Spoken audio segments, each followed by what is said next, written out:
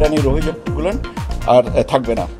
আর এটার ব্যাপারে যদি আরেকটা তথ্য আমি আপনাদেরকে শেয়ার করতে চাই, সেটা হচ্ছে যে 2020 সাল থেকে আমরা যখন এই ক্যাটাগরি করে আপনার কারেকশন প্রসেসটা শুরু করি, তার থেকে অ্যাজ অন টুডে মানে আমি 30শে জুন পর্যন্ত আমাদের মোট আবেদনের সংখ্যা হচ্ছে 54,76,114টা।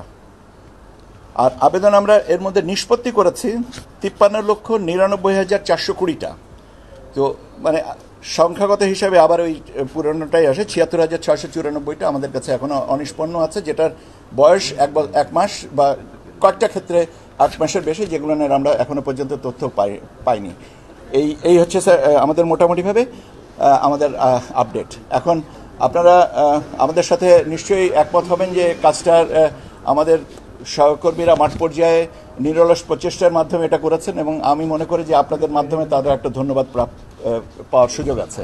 এবং আমি মনে করব যে এটা আপনারাও সবাইকে বলবেন যে এনআইডি কারেকশন নিয়ে যে হয়রানি, ইনশাল্লাহ এটা আর থাকবে না। আপনার কোনো প্রশ্ন আছে?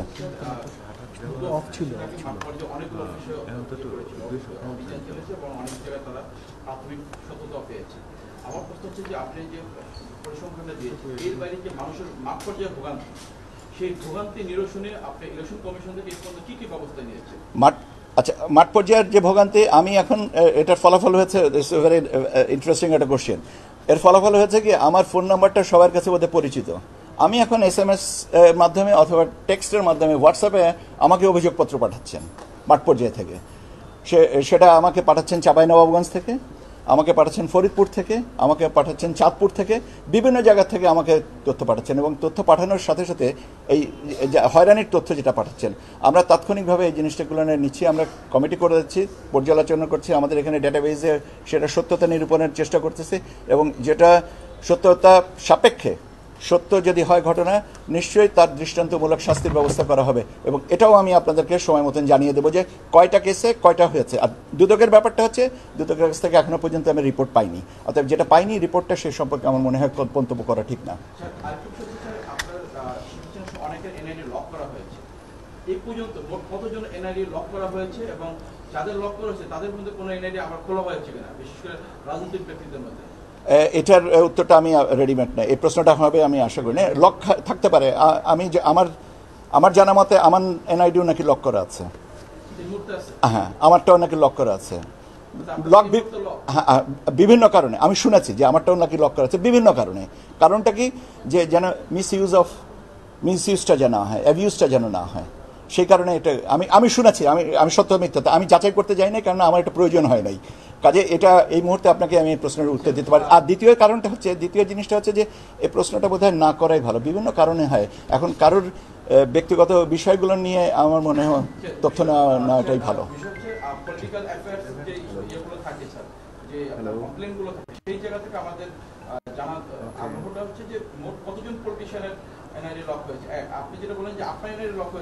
আমারটা আছে, আমি শুনেছি, আই এম নট কনফার্ম।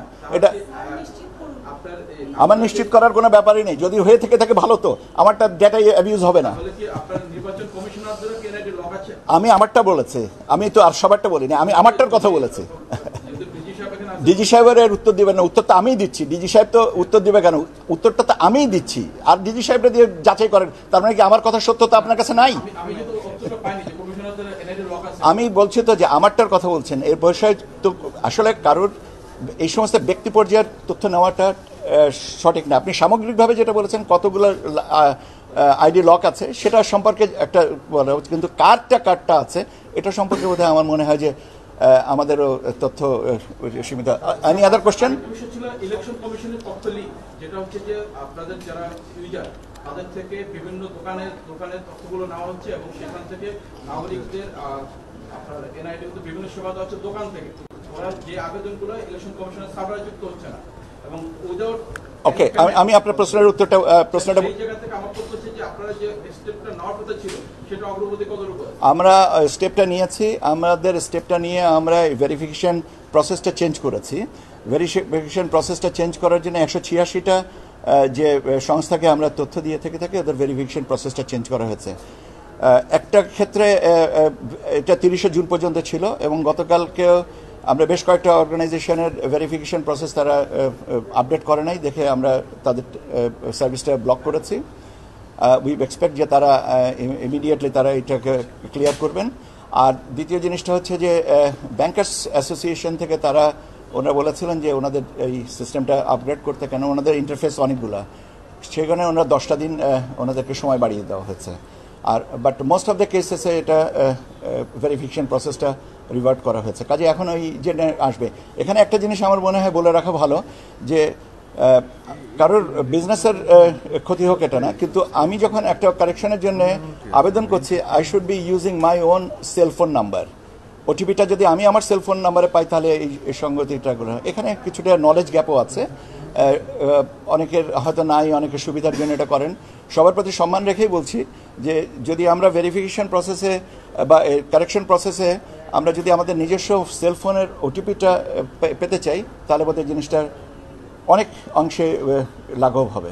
আপনাদেরকে অনেক ধন্যবাদ, আপনারা ভালো থাকেন।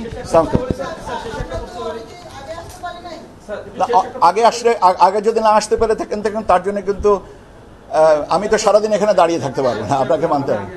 আচ্ছা, উনি একটা প্রশ্ন করেছিলেন, বলেন। সংশোধনের কিছু বিষয় দেখা গেছে যে সংশোধনযোগ্য না, এই বিষয়টা আপনারা সফটওয়্যার রেজিস্ট্রেশন করে দিচ্ছেন না কেন? আমরা সফটওয়্যারে আমি একটা উদাহরণ দিই, যেমন যে অনেক যাচাই এখন তদন্ত করে লাস্টে আসে অনেক কাগজপত্র নেওয়ার পরে বলতেছে আপনি যে সময় ভোটার হয়েছেন সে সময় এই বয়সটা সংশোধন হলে আপনি আন্ডারে হয়ে যাচ্ছে, তাহলে তো ওনাকে প্রথমেই প্রোটেক্ট করে দেওয়া উনি আবেদন করতে পারছেন না। আচ্ছা, আপনার প্রশ্নের উত্তর দিচ্ছি আপনাকে। আমি আমার নিজে একটা ঘটনা বলি। আমার কাছে ফাইলটা এসেছিল, বয়স সংশোধন করলে ভদ্রলোকের বয়স দাঁড়ায় 13 বছর, এবং 13 বছর বয়সে উনি বিবাহিত 2 সন্তানের পিতা। সংশোধন করা উচিত? ব্যাস, অনেক ধন্যবাদ।